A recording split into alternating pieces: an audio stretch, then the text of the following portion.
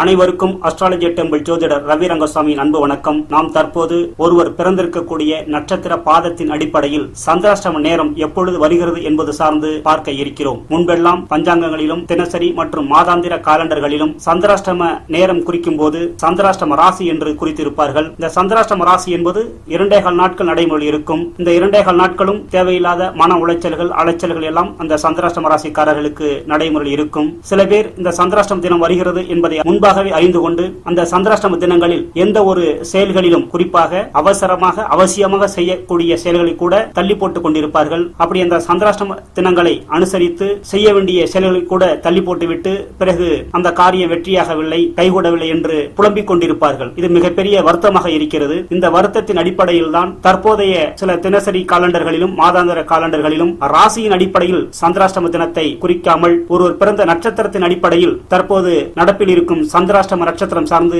குறிக்கிறார்கள். இது உங்களிடம் இருக்கக்கூடிய பழைய காலண்டர்களையும் புதிய காலண்டர்களையும் ஒத்து பார்த்தால் கூட உங்களுக்கு தெரியும். இந்த விழிப்புணர்வு ஏனெனில் ராசியின் அடிப்படையில் சந்திராஷ்டம தினத்தை அனுசரிக்கும் போது 2.25 நாட்கள் ஒருவர் பயந்து கொண்டிருக்க வேண்டும். நட்சத்திரத்தின் அடிப்படையில் அனுசரிக்கும் போது சுமார் ஒரு நாள் மட்டும் அந்த சந்திராஷ்டமம் சார்ந்து காரியங்களை மேற்கொண்டால் 2.25 நாட்கள் என்பதிலிருந்து சுமார் ஒரு நாளாக அந்த சந்திராஷ்டம பயம் குறைந்து விடுகிறது. அதன் அடிப்படையில் விழிப்புணர்வுக்காகத்தான் ஜோதிட கணக்கீடுகளின் அடிப்படையில் தான் இந்த விழிப்புணர்வு ஏற்பட்டிருக்கிறது. அதன் அடிப்படையில் தான் தற்போது சந்திராஷ்டம ராசியை குறிப்பதை விட்டுவிட்டு சந்திராஷ்டம நட்சத்திரம் சார்ந்து குறிப்புகள் இருக்கின்றன. நாமும் அதன் தொடர்ச்சியாகத்தான் அதன் நீட்சியாகத்தான் ஒரு முழு நட்சத்திரம் சார்ந்து சந்திராஷ்டமத்தில் முழு நட்சத்திரத்தையும் அணுகாமல் ஒருவர் பிறந்த நட்சத்திர பாதத்தின் அடிப்படையில் சந்திராஷ்டம நட்சத்திர பாதத்தை அணுகினால் இந்த ஒரு நாள் கூட ஒருவருக்கு வீணாகாது, விரயமாகாது. ஏனெனில் நட்சத்திர பாதம் என்பது குறைந்தபட்சம் 5.5 மணி நேரம் முதல் அதிகபட்சம் 6.5 மணி நேரத்துக்குள்ளாகத்தான் நடைமுறையில் இருக்கும். ஆக ஒரு நாள் சந்திராஷ்டமம் சார்ந்த பயத்துடன் இருப்பதை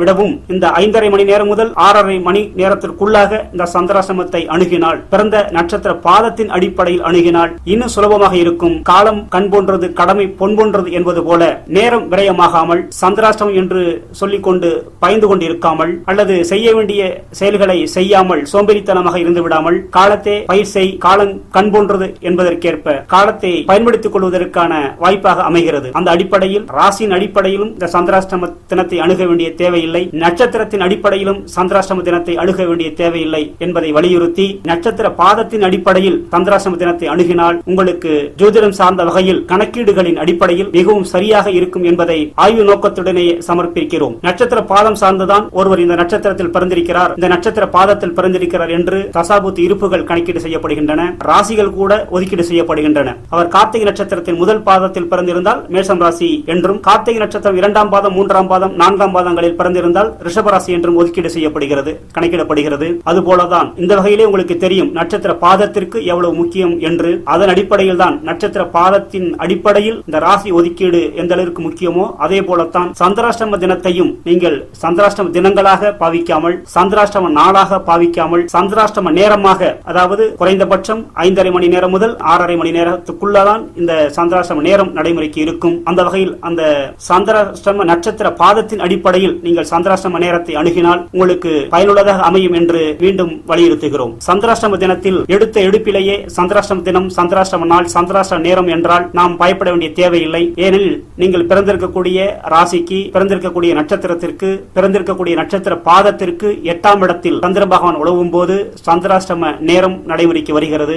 அந்த 8ஆம் இடத்தில் பாதத்தின் அடிப்படையில் சொல்கிறோம், ராசியாக இருந்தாலும் சரி, நட்சத்திரமாக இருந்தாலும் சரி, பாதத்தின் அடிப்படையில் இருந்தாலும் சரி, அந்த 8ஆம் இடத்தில் சந்திர பகவான் பல வகையான யோகங்களிலும் உழவ வாய்ப்பு இருக்கிறது. அப்படித்தான் ஜோதிட நூல்கள் சொல்லுகின்றன, நம்முடைய அனுபவத்திலும் இருக்கிறது. அந்த வகையில் உங்களுடைய நட்சத்திர பாதத்தின் அடிப்படையில் 8ஆம் இடத்தில் சந்திராஷ்டம நட்சத்திரம் வரக்கூடிய அந்த நட்சத்திர பாதத்தில் சந்திர பகவான் உழவும் போது அந்த சந்திர பகவான் அந்த இடத்தில் ஆட்சியாக கூட உழவலாம். குறிப்பாக நீங்கள் தனுசு ராசிக்காரர்கள் என்றால் சந்திர பகவான் 8ஆம் இடத்தில் தன்னுடைய சொந்த வீட்டில் கடக வீட்டில் உழவும் போது ஆட்சி யோகத்துடன் உழவுவார். இதுதான் உதாரணம். அதே போல துலாம் ராசிக்காரர்களுக்கு சந்திர பகவான் 8ஆம் இடத்தில் உச்ச யோகத்துடன் உழவுவார். ஜோதிட யோகங்களின்படி சந்திர பகவான் சந்திராஷ்டம நட்சத்திர பாதத்தில் நீச்சப்பங்க ராஜயோகத்திலும் உழவலாம், நீச்சனை நீச்சன் பார்த்தால் நிலைத்திடும் ராஜயோகத்திலும் உழவலாம், குருமங்கள யோகத்தில் உழவலாம், குருச்சந்திரன் யோகத்தில் உழவலாம், கஜகேசரி யோகத்தில் உழவலாம், பரிவர்த்தனை யோகத்தில் உழவலாம், சங்கிலி பரிவர்த்தனை யோகத்தில் உழவலாம், அமாவாசை யோகத்தில் உழவலாம், பௌர்ணமி யோகத்தில் உழவலாம், வளர்பிறை திதிகளில் உழவி சுப பலன்களை தரக்கூடிய சுப சந்திரனாக உழவலாம், விபரீத ராஜயோகத்தில் உழவலாம், கெட்டவன் கெட்டிடில் கிட்டிடும் ராஜயோகத்தில் உழவலாம். இப்படி ஜோதிட ரீதியாக பல வகையான யோகங்களில் இந்த சந்திர பகவான் நீங்கள் பிறந்திருக்கக்கூடிய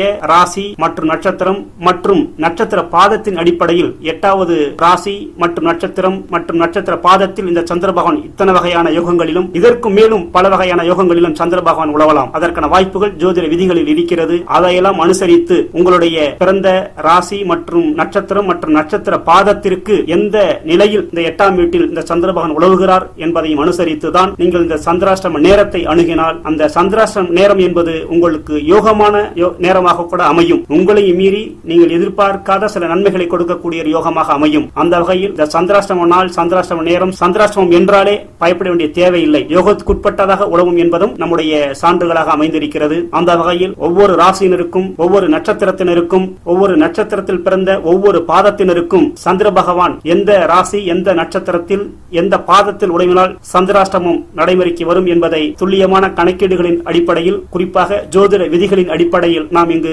பரிந்துரை செய்கிறோம். அதை பயன்படுத்தி சந்திராஷ்டம ராசி ரீதியாகவோ சந்திராஷ்டம நட்சத்திர ரீதியாகவோ உங்களுடைய கால நேரத்தை, நாட்களை வீணாக்கி விடாமல் இந்த சந்திராஷ்டம நட்சத்திர பாதத்தை அனுசரித்து அது யோகங்களுக்கு உட்பட்டதாக இருக்கிறதா என்பதை தெரிந்து கொண்டு விழிப்புணர்வுடன் இருந்து கொண்டு சந்திராஷ்டம நட்சத்திர பாத நேரத்தை அணுகும்படி அன்புடன் கேட்டுக்கொள்கிறேன். அந்த வகையில் ஒவ்வொரு ராசிக்காரர்களுக்கும் நட்சத்திரக்காரர்களுக்கும் நட்சத்திர பாதத்தில் பிறந்தவர்களுக்கு எந்த ராசியில், எந்த நட்சத்திரத்தில், எந்த பாதத்தில் சந்திராஷ்டம நேரம் வருகிறது என்பதை விளக்கமாக சொல்ல இருக்கிறோம். அதை புரிந்து கொண்டு விழிப்புணர்வுடன் இருந்து சந்திராஷ்டம நேரத்தை யோகமாக அனுபவித்துக் கொள்ளும்படி கேட்டுக்கொள்கிறோம்.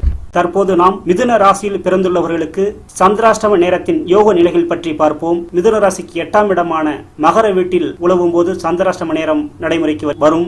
ஆடி மாதத்தில் பௌர்ணமி தேதியில் சந்திர பகவான் உழவும் போது சந்திராஷ்டம நேரம் நடைமுறைக்கு வருகிறது. பௌர்ணமி தேதியில் சந்திரன் உழவும் போது யோகத்துக்குட்பட்ட சந்திரனாகத்தான் உழவுகிறார். அதே போல இந்த மிதுன ராசிக்காரர்களுக்கு தை மாதத்தில் சந்திர பகவான் அமாவாசை தேதியில் உழவும் போது அமாவாசை யோகம் தரக்கூடிய சந்திராஷ்டம நேரமாக அமைகிறது. அந்த வகையில் அமாவாசை யோகம் நடைமுறைக்கு வரும். மேலும் சந்திராஷ்டம நேரத்தில் இருக்கக்கூடிய திதிகளை பொறுத்தும் வளர்பிறை திதிகள், குறிப்பாக வளர்பிறை பலன்களை தரக்கூடிய திதிகள், தேய்பிறை பலன்களை தரக்கூடிய திதிகள் மற்றும் கிரக நிலைகளை பொறுத்தும் அந்த சந்திராஷ்டம நேரம் யோகமாக அமைவதற்கான வாய்ப்புகள் அதிகமாக இருக்கின்றது. தற்போது நாம் இந்த மிதுன ராசியில் பிறந்துள்ளவர்களுக்கு, மிதுன ராசியில் 3 நட்சத்திரங்கள் 9 பாதங்கள் இருக்கின்றன. இந்த 9 பாதங்களில் பிறந்துள்ளவர்களுக்கு மகர வீட்டில் சந்திர பகவான் எந்த நட்சத்திர பாதத்தில் உழவும் போது சந்திராஷ்டம நேரம் நடைமுறைக்கு வரும் என்பதை பார்ப்போம். மிதுன ராசியின் மிருகசீரிஷம் நட்சத்திரத்தின் 3ஆம் பாதத்தில் பிறந்துள்ளவர்களுக்கு சந்திர பகவான் மகர ராசியில் உத்திராடம் நட்சத்திரத்தின் 2ஆம் பாதத்தில் உழவும் போது சந்திராஷ்டம நேரம் நடைமுறைக்கு வருகிறது. மிதுன ராசியில் மிருகசீரிஷம் நட்சத்திரத்தின்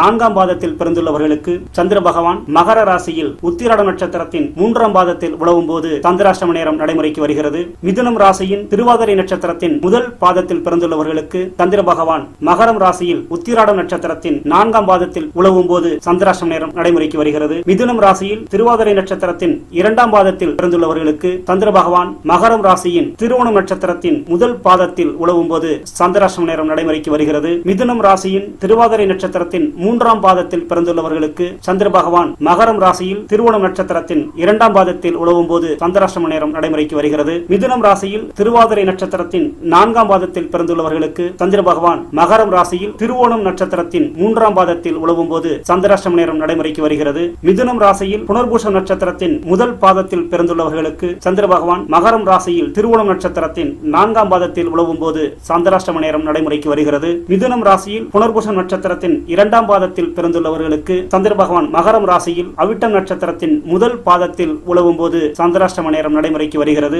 மிதுனம் ராசியின் புனர்பூசம் நட்சத்திரத்தின் 3ஆம் பாதத்தில் பிறந்துள்ளவர்களுக்கு சந்திர பகவான் மகரம் ராசியில் அவிட்டம் நட்சத்திரத்தின் 2ஆம் பாதத்தில் உழவும் போது சந்திராஷ்டம நேரம் நடைமுறைக்கு வருகிறது. ஆக இந்த மிதுன ராசிக்காரர்கள், குறிப்பாக நட்சத்திர பாதத்தில் பிறந்துள்ளவர்கள், தங்களுக்கு சந்திராஷ்டம நட்சத்திர பாதம் என்பதை தெரிந்து கொண்டு அந்த சந்திராஷ்டம நட்சத்திர பாதத்தில் சந்திர பகவான் எந்த வகையான யோக நிலையில் உழவுகிறார் என்பதை முன்கூட்டி அறிந்து கொண்டு இந்த சந்திராஷ்டம நேரத்தை யோகமான சந்திராஷ்டம நேரமாக மாற்றி அமைத்துக் கொள்ளும்படி அன்புடன் கேட்டுக்கொள்வது அஸ்ட்ராலஜி டெம்பிள் ஜோதிடர் ரவி ரங்கசாமி. நன்றி, வணக்கம். Thanks for watching.